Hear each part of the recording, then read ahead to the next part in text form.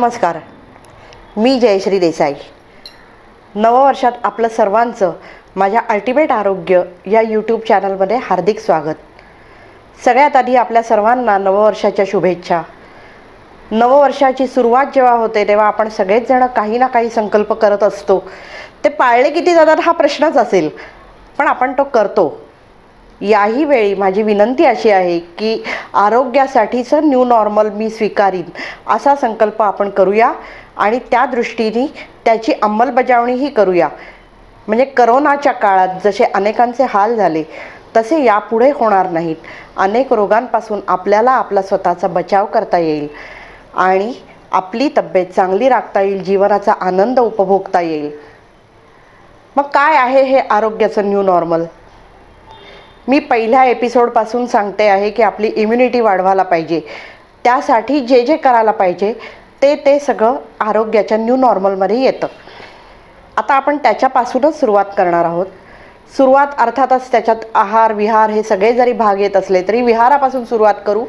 सकाळी उठणं, उठाव सकाळी किंवा लवकर निजे लवकर उठे, हे आपण लहानपणापासून ऐकलेलं असतं. लहानपणी आईबाबा जेव्हा सांगतात आपल्याला तेव्हा आपल्याला त्याचा राग येतो, ती कटकट वाटते. पण एक लक्षात घ्यायला हवं की तो आरोग्यासाठी केला गेलेला पहिला महत्त्वाचा संस्कार आहे. एक तुम्हाला गोष्ट सांगते. 2 मैत्रिणी होत्या. आता स्थित्यंतर चालू आहे. पावसाळा संपला, हिवाळा सुरू झाला, थंडी पडायला लागली. जेव्हा ऋतूबदल होतो तेव्हा त्या ऋतूबदलाच्या काही ना काही खुणा निसर्गात आपल्याला दिसत असतात. त्या बघण्या इतका वेळ आपल्याकडे असतो की नाही हा एक प्रश्न आहे. पण जाणीवपूर्वक जर बघायचं ठरवलं तर ह्या ऋतूबदलाच्या खुणा आपल्याला दिसतात. 2 मैत्रिणी या ऋतूबदलाच्या खुणांवरच चर्चा करत होत्या. त्यातली एक जी मैत्रीण होती ती सूर्योदयापूर्वी उठणारी आणि दुसरी जी होती ती सूर्यवंशी, म्हणजे सूर्याची उन्हं वर आल्यावरच उठणारी. त्या दोघींमध्ये संवाद चालू होता की आत्ता कुठच्या ऋतूबदलाच्या खुणा आपल्याला दिसत आहेत. जी सूर्यवंशी होती ती असं म्हणली की तू जे म्हणतीयस त्या बाकी सगळ्या खुणा मला दिसत आहेत, फक्त सूर्य कुठच्या दिशेला उगवतं सकाळी, तांबडं कुठच्या दिशेला फुटतंय हे बघायचा माझा काही संबंध नाही, कारण मी तेव्हा कधी उठलेलीच नसते, त्यामुळे ते मला फक्त माहिती नाही. त्या दोघींचा संवाद हसण्यामध्ये संपला. पण आपल्याला जर चांगलं आरोग्य राखायचं असेल तर सूर्योदयापूर्वीच उठणं गरजेचं आहे. का उठायचं सूर्योदयापूर्वी? त्यामागेही काही शास्त्र आहे का? आधुनिक विज्ञानानेही ते मान्य केलं आहे का? जर तुम्ही असं तौलनिक अभ्यास या सगळ्या शास्त्रांचा केला तर असं लक्षात येईल की योग आयुर्वेद असू दे, ॲक्युप्रेशर असू दे किंवा आधुनिक विज्ञान असू दे, सगळ्यांचं एकच म्हणणं आहे की सकाळी लवकर उठायला हवं, सूर्योदयापूर्वी उठायला हवं. हे सांगण्याची या तिन्ही शास्त्रांची परिभाषा अर्थातच वेगवेगळी आहे, पण त्याचं सार एक आहे की आपण सूर्योदयापूर्वी उठायला हवं.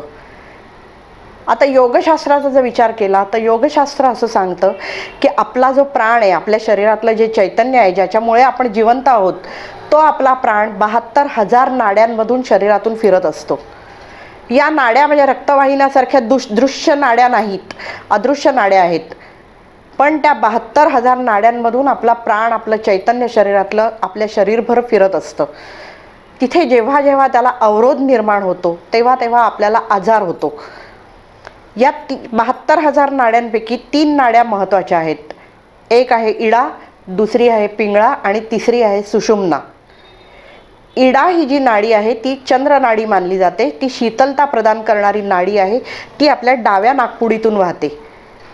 आणि पिंगळा ही जी नाडी आहे ती सूर्य नाडी आहे. ती आपल्या उजव्या नाकपुडीतून वाहते. सुषुम्ना ही जी नाडी आहे ती शरीराच्या बरोबर मधून वाहते आणि ती सुप्त असते. ती साधनेनी जागृत करता येते, त्यामुळे साधनेचं तेही महत्त्व आहे. अष्टांग योगाचा जो भाग आहे, फक्त आसनं म्हणजे योग नाही, योगा तर अजिबात नाही. त्यामुळे त्या योगाचा जो साधनेचा भाग आहे ज्याने ती सुषुम्ना नाडी जागृत करता येते. पण जर आपण पहाटे उठलो तर पहाटे ब्राह्ममुहूर्तावर म्हणजे सूर्योदयापूर्वी साधारणतः 2 तास या तिन्ही नाड्या चालू असतात, जाग्या असतात, कार्यरत असतात. दिवसाच्या कोणत्याही प्रहराला जर तुम्ही बघितलं तर इडा किंवा पिंगळा ह्यातली एकच नाडी चालू असते, आपली एकच नाकपुडी श्वास घेऊ शकत असते त्यावेळी. म्हणून पहाटे उठायचं, कारण पहाटे आपल्याला पूर्ण चैतन्य, पूर्ण प्राण आपल्या शरीरात भरून घेता येतो, कारण या दोन्ही नाड्या आणि सुषुम्ना नाडी जागृतावस्थेत असतात. योगाने त्याचं आणखीनही एक कारण सांगितलेलं आहे की का पहाटे उठायचं. तर योग आणि आयुर्वेदाचं असं मानणं आहे की आपल्या शरीरात 10 प्रकारचे वायू फिरत असतात. त्यातला अपान वायू हा जो वायू आहे तो उदर पोकळीत फिरत असतो आणि पहाटे जर उठलं तर पहाटे तो सर्वात शक्तिशाली स्वरूपात आपल्या पोटातून वाहत असतो. त्यामुळे त्यावेळेला जर उठलं तर त्या वायूच्या प्रभावाने आपला कोठा साफ होऊ शकतो आणि आपल्या शरीरातले जे टॉक्झिन्स आहेत, जी विषद्रव्य आहेत, ती बाहेर टाकली जाऊ शकतात. आज अनेकांना कॉन्स्टिपेशनचा त्रास असतो. पहाटे उठून बघा, याचा फायदा होईल.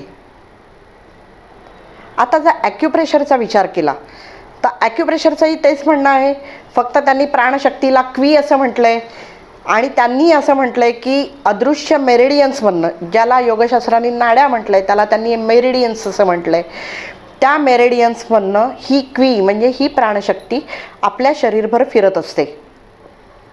या मेरिडियन्सचं त्यांनी 2 गटात वर्गीकरण केलं आहे, यिन आणि यांग, मेल आणि फिमेल अशी ती चॅनल्स आहेत. त्या चॅनल्समधनं ही क्वी शरीरभर फिरत असते. पण त्यांचंही म्हणणं असंच आहे की ब्राह्ममुहूर्ताला ती फुफ्फुसातून फिरत असते आणि 5 ते 7 या वेळात ती आतड्यातून फिरत असते, मोठ्या आतड्यातून विशेषतः फिरत असते. त्यामुळे त्यावेळेला जर उठलं तर कोठा साफ होतो, प्राणशक्ती भरपूर प्रमाणात शरीरात भरून घेता येते आणि आपल्याला उत्साही वाटतं, ताजतवानं वाटतं. शरीराची रोगप्रतिकार क्षमता वाढायला त्यांनी मदत होते. आता ही झाली प्राचीन शास्त्र. आधुनिक विज्ञान याच्याबाबत काय म्हणतं माहिती आहे? आधुनिक विज्ञानाचंही हेच म्हणणं आहे की तुम्ही पहाटे उठलं पाहिजे. पण ते सांगण्याची त्यांची परिभाषा अर्थात वेगळी आहे. त्यांचं म्हणणं असं आहे की पहाटेच्या वेळेला नेसंट ऑक्सिजन, जो प्युअर ऑक्सिजन आहे, शुद्ध प्राणवायू आहे, तो हवेत भरपूर प्रमाणात असतो आणि त्याचा आपल्या शरीरातल्या हिमोग्लोबिनशी जेव्हा संयोग होतो तेव्हा ऑक्सी हिमोग्लोबिन तयार होतं आणि त्याच्यामुळे आपल्याला उत्साही वाटतं, आपली अंगदुखी जाते, आपला आळस जातो आणि शरीरात चैतन्य येतं. आपली रोगप्रतिकार क्षमता वाढायला त्याच्यामुळे मदत होते. त्यामुळे पहाटे उठलं पाहिजे. आता जर सगळ्या शास्त्रांचा मी तौलनिक अभ्यास तुमच्यापुढे मांडते, सगळ्यांचं म्हणणं हेच आहे की तुम्ही पहाटे उठलं पाहिजे. जर शरीराचं स्वास्थ्य चांगलं राखायचं तर पहाटे उठलं पाहिजे. मग काय आता उठणार ना सकाळी? हे जे साम्य आहे ते अद्भुत आहे. पण मला असं वाटतं की आपलं शरीर एकच आहे.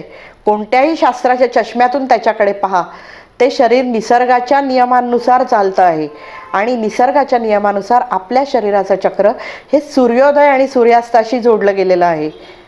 त्यामुळेच आपल्याला जेटलॅग होतो. आपण जेव्हा झोन बदलून दुसऱ्या जगात जातो, दुसऱ्या ठिकाणी जातो, जिथे आपलं बॉडी क्लॉक सेट व्हायला वेळ लागतो, त्याच्यामुळे आपल्याला जेटलॅग होतो.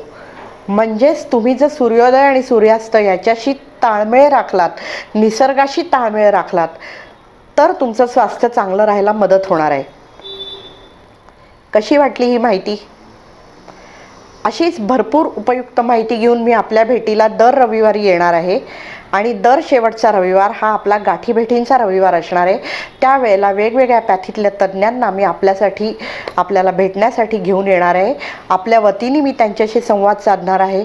आपल्या मनातल्या अनेक प्रश्नांची उत्तरं, आधुनिक विज्ञानाचे अनेक प्रयोग, अनेक शोध, हे सगळं त्यातून आपल्यापर्यंत पोचणार आहे. त्यामुळे हे चॅनल फॉलो करत राहा, लाईक करा, सबस्क्राईब करा. आणि अनेकांनी विचारलं, सबस्क्रिप्शन ह्याचं मोफत असतं, सबस्क्रिप्शनला पैसे पडत नाहीत, त्यामुळे सबस्क्राईब करा आणि हा स्वास्थ्याचा खजिना घरच्या घरी मिळवा. याचबरोबर आणखीनही एक सांगायचं आहे की मी जे तुम्हाला हे सगळं सांगते आहे, हेच मी माझ्या हेल्थ इन युअर हँड्स या पुस्तकातही दिलेलं आहे. ते पुस्तक जर आपल्याला सवलतीच्या दरात हवं असेल तर कॉमेंट बॉक्समध्ये आपलं नाव व नंबर लिहून आम्हाला कळवा. आम्ही आपल्याशी संपर्क साधू. आपल्याला हा एपिसोड कसा वाटला, त्या आपल्या प्रतिक्रिया, आपल्या सूचना, आपल्या अपेक्षा याही आम्हाला जाणून घ्यायला आवडतील. त्यामुळे त्याही कॉमेंट बॉक्समध्ये नमूद करा. आता जाता जाता शेवटची टीप.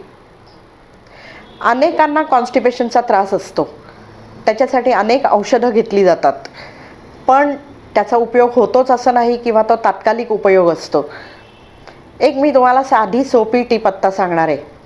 तुम्ही जर मूठ बंद केलीत तर पहिलं बोट आणि अंगठा याच्या वरचा हा जो टेंगूळ आल्यासारखा भाग असतो, हा ॲक्युप्रेशरप्रमाणे मोठ्या आतड्याचं जे चॅनल आहे त्याच्यावरचा पॉईंट आहे. इथे जर तुम्ही दाबलत तर कॉन्स्टिपेशन जर तुम्हाला असेल, बद्धकोष्ठ असेल, तर इथे तुम्हाला दुखतं.